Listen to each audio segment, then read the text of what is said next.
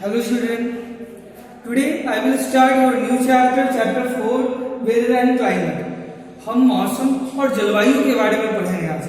मौसम और जलवायु को कभी कभार एक सेंस में लोग लेते हैं आमतौर पर, लेकिन दोनों अलग है। Both are different things. Weather अलग है और क्लाइमेट अलग है। First of all start from weather. Weather मौसम है क्या? Weather is atmospheric condition of a particular place and time. किसी खास जगह का किसी खास समय पर, जैसे आज का दिन है या अभी का, मतलब मॉर्निंग का टाइम है या आफ्टरनून का टाइम है, आफ्टरनून का टाइम है और फतमा आपका प्लेस है, तो पार्टिकुलर प्लेस एंड टाइम हो गया। ठीक है, इसका जो एटमॉस्फेरिक कंडीशन है, जो वातावरण का जो स्थिति है, वो सारी गर्मी कितना है, मॉइस्चर कितना है, ये सारी जो जिसको ह्यूमिडिटी करते हैं, अल्ट्रावायलेट जो रेडिएशन, यूवी इंडेक्स क्या है, विंड कितना स्पीड से ब्लो कर रहा है, ये सारी जो है ये कंडीशंस जो है वो कॉलेक्टिवली हम किस नाम से जानते हैं? वेदर के नाम से जानते हैं। और मैंने बताया कि टेम्परेचर, ह्यूमिडिटी, फिर है विंड स्पीड, यूवी इंडेक्स, ये सारे एलिमेंट्स ऑफ वेदर कहलाएंगे, सारे एलिमेंट्स ऑफ वेदर कहलाएंगे।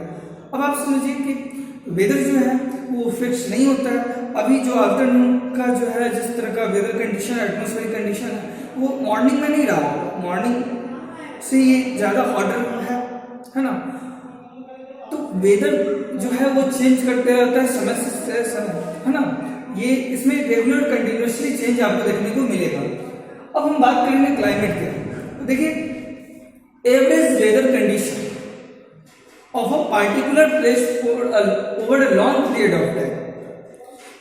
अगर किसी पार्टिकुलर प्लेस यानी फतमा या मतलब पटना बिहार का रीजन हम ले लेते हैं, तो इस रीजन में जो वेदर है उसका एवरेज हम निकालते हैं कि वेदर है एक्चुअल में कैसा, गर्म है कि ठंडा वेदर है। तो एक लंबे समय के लिए, मान लीजिए 10 वर्ष या 5 वर्ष का जो समय है, उस दौरान वो रीजन में काफी ज्यादा वर्षा हो रही है, काफी ज्यादा गर्म है, काफी ज्यादा ठंडा है, तो ये सारी जो वेदर कंडीशन, जो एवरेज कंडीशंस है, वही क्लाइमेट कहलाते हैं। क्लाइमेट को हिंदी में जलवायु कहेंगे। और जलवायु आसानी से बदलता नहीं है, जल्दी बदलता नहीं। Any change in climate will directly affect our lifestyle, even animals and plants।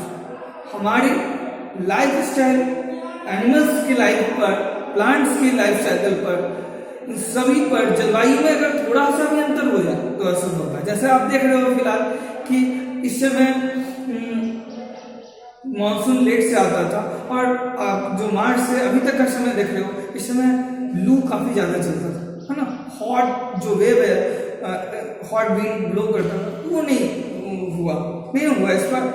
तो इसके बारे में आप रिसर्च करोगे, पता करोगे कुछ, तो आपको पता चलेगा वेस्टर्न जो ईरान वगैरह में उसमें कुछ डिस्टर्बेंस आया, क्लाइमेट में जो चेंज आया, तो उसका चेंज हमें भी देखने को मिला। तो ये जो चेंज है क्लाइमेटिक चेंज है, और एक लंबे समय के लिए हुआ है, और आगे भी इसका असर रहेगा, ये भी पक्का है। तो वेदर और आपको क्लाइमेट में अंतर समझ में आ रहा है। शॉर्ट पीरियड ऑफ टाइम के लिए, और ये लगातार चेंज करता है, ये एक over a long period of time ये धीरे धीरे चेंज करता है, लेकिन अगर चेंज करे तो काफी ज्यादा इंपैक्ट डालेगा।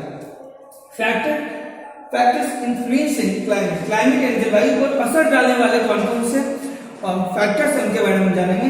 लैटिट्यूड, आप ये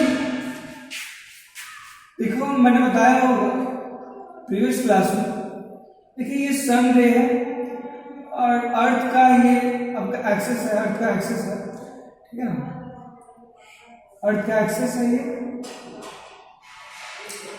और सन रे जो है वो बीच वाले भाग पे, जो मिडिल पोर्शन पे, जो इक्वेटर वाला रीजन है, यानी इक्वेटर वाला जो रीजन है, उस पे परपेंडिकुलर वर्टिकल गिरता है, और वर्टिकल गिरने के कारण एक स्मॉल एरिया कवर करेगा। वो सीधा गिरा तो स्मॉल एरिया कवर करेगा ना, तो हीट यहाँ ज्यादा होगा, टेम्परेचर काफी ज्यादा होता है।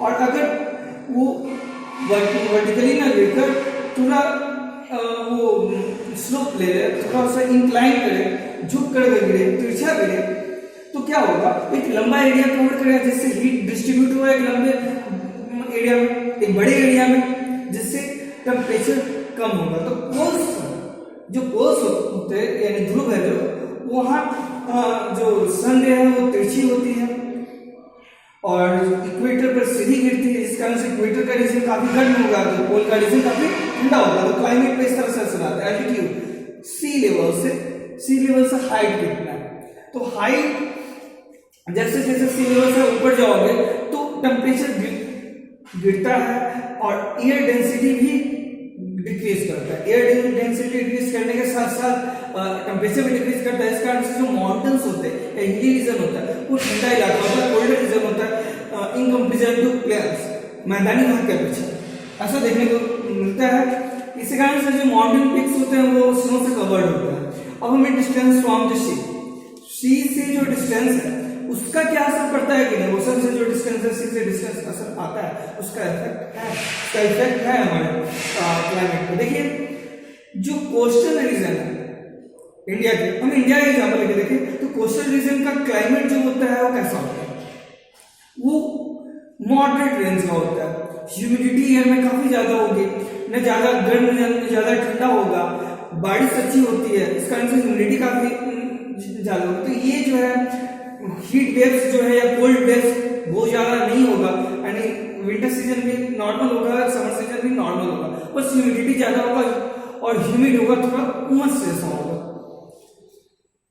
प्रीवेलिंग विंड्स की क्या असर डालते हैं, तो आप देख सकते हो कि आपका स्कूल समर सीजन में बंद होता है, गर्मी की छुट्टी किस लिए, हीट वेव्स ब्लो करते हैं, यानी गर्म हवा बहती है, लू चलता है, लू करते हैं। और जाड़े के मौसम में विंटर सीजन में भी स्कूल क्लोज होता है कि नहीं होता है, सिर्फ लहर के कारण। तो ये किसी भी पार्टिकुलर प्लेस एरिया के क्लाइमेट पर, जलवायु पर ये जो विंड्स हैं वो असर डालते हैं। अगर गर्म इलाके से वो खड़ा है तो उस इलाके की हवा को भी गर्म कर देगी, उस इलाके को गर्म कर देगी, और अगर ठंडे इलाके से होकर आएगी तो उसको ठंडा कर देगी। जैसे साइबेरियन जो रीजन से जो कोल्ड वेव्स आता है, तो देखिएगा हिमालयन रेंज है वो रोक लेता है, तो नॉर्थ में हमारे हिमालयन रेंज है उसको रोक लेता है, और इंडिया में इतना ज्यादा ठंड में कोल्ड नहीं होता है। लेकिन वही चाइना में देख लीजिए, मंगोलिया में देख लीजिए, काफी ज्यादा ठंड पड़ती है, बहुत ज्यादा ठंड होती है, स्नोफॉल तो आम है ना। इंडिया के नॉर्दर्न प्लेन्स में ऐसा कुछ नहीं होता है।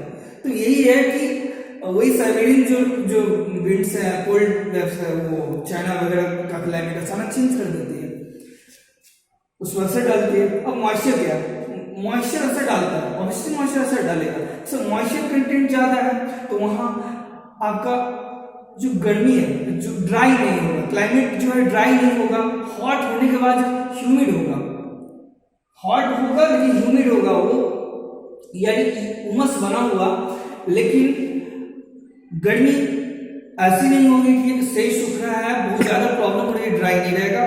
अगर विंटर सीजन है तो वो भी बहुत ज्यादा परेशान करने वाला नहीं होगा, नॉर्मल होगा। मॉइस्चर अगर है तो आपके एयर में, आपके एरिया में, तो ऑब्वियसली वहाँ रेनफॉल अच्छी होगी या वो सीज के आसपास होगा, इस कारण से ह्यूमिडिटी, मॉइस्चर कंटेंट अच्छी होगी। तो ये भी क्लाइमेट पर असर डालता है मॉइस्चर। अब हम हीट जोन्स के बारे में पढ़ेंगे। Please pause.